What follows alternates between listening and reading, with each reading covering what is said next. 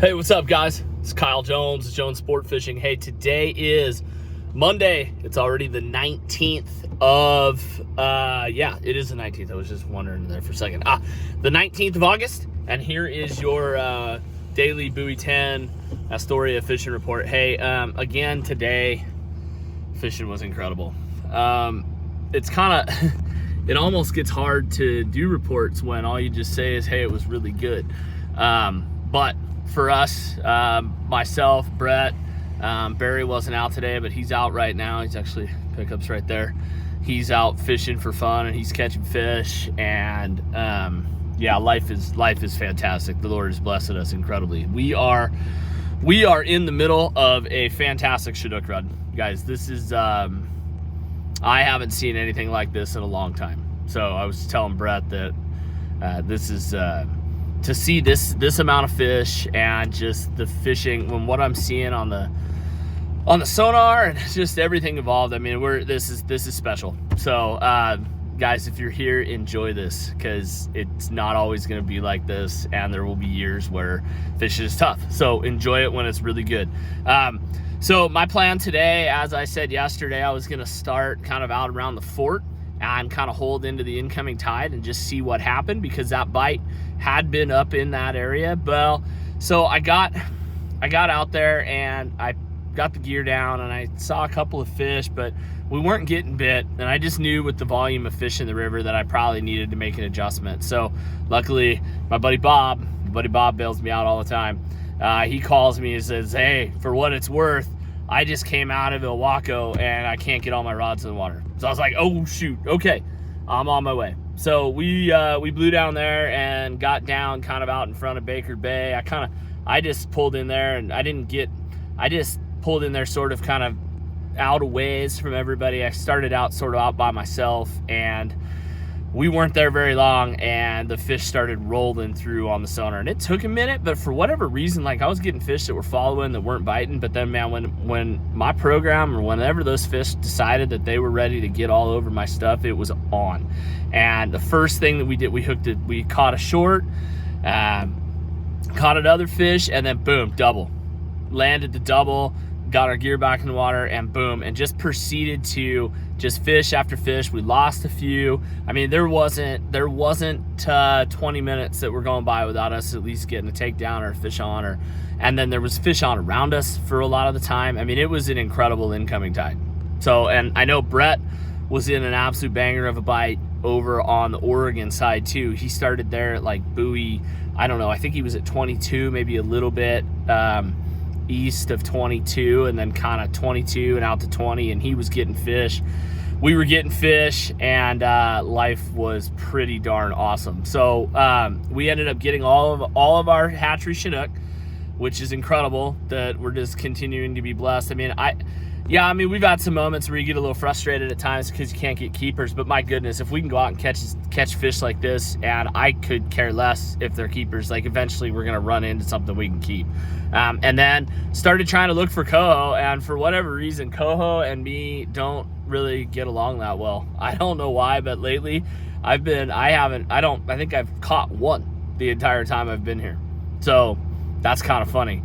I know other people get into them all the time, but for me, I just don't have the Coho bite bug, I guess. But I know when it does load up, I'll get them. So we went looking around to see if we could get our Coho, and we hooked a couple, didn't quite get them landed, and then, you know, the tide flipped and we were out, you know, kind of out there toward Buoy 12, Buoy 10, and the tide was flipping and starting to run out, and I think we were just ready, and we took our fish in and we took our kings in and went home.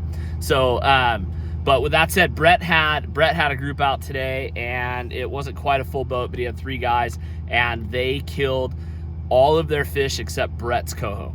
So they got 2 limits of Chinook and Coho, or 3 limits of Chinook and Coho, and a 4th Chinook limit. So, I mean, fishing's really good. As far as like baits and stuff that we were running, gear we were running, we were fishing. I ran my spinner program today. I went out yesterday. I mean, when the bite's good and you can get them on spinners, there's nothing easier than you just make sure the hooks aren't bent and you get the thing back in the water.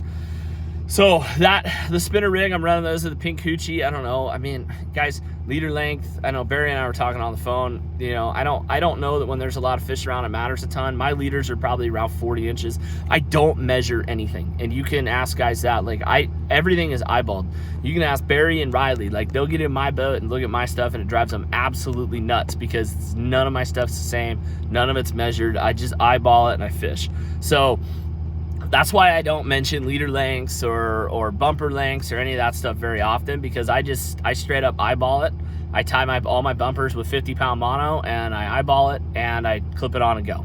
So I think a lot of times we just need to fish more and stop worrying about a lot of stuff. But anyway, tomorrow, my program, I'm gonna get out there, probably on that Washington side again, you know, out there in front of Baker Bay, Ilwaco, and maybe go, if it's flat again, maybe I'll go out and ride it in at Buoy 10. I don't know. It looked like there were some boats coming in early that probably had all their fish from out there. So I don't know. I didn't get a report, didn't have anybody out there, but I'm sure they were catching fish. Usually I try to stay out of there because it can be such a rat race. But yeah, so that'll be my program tomorrow. We're gonna go hold on that incoming tide and fish it. My numbers were the same. Now when I'm down around Ilwaco, I usually have those bow rods. I'm running them at 25 feet with 12s. That rod was on fire, and then I run my middle rod at 30, and it seemed like the fish were biting the bow rod so well that it was covering up my middle rods, and then my back rods were getting bit well at 40. So I don't know, the 40 sub, but I'm running 12 ounces up front, 10 ounces in the middle, and 8 ounces off the back. So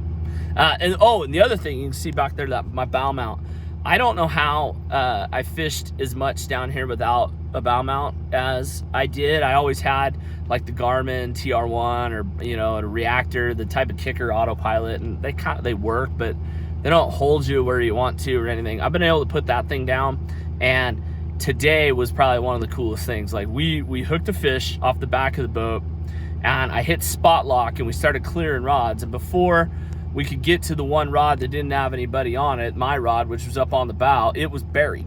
And so, like, hit spot lock, cleared all the rods, we're sitting there in anchor mode, got everything clear, and then I came off of spot lock and went and got fish.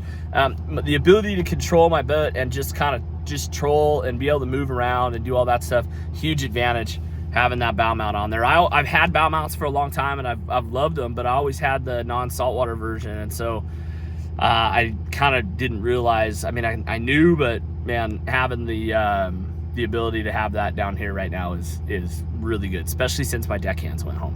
My deckhands left, and so I need every advantage I can get. So if you guys are contemplating whether getting a autopilot for your kicker or a bow mount trolling motor, because the price when you get it all evened out, they're about the same, bow mount 100%.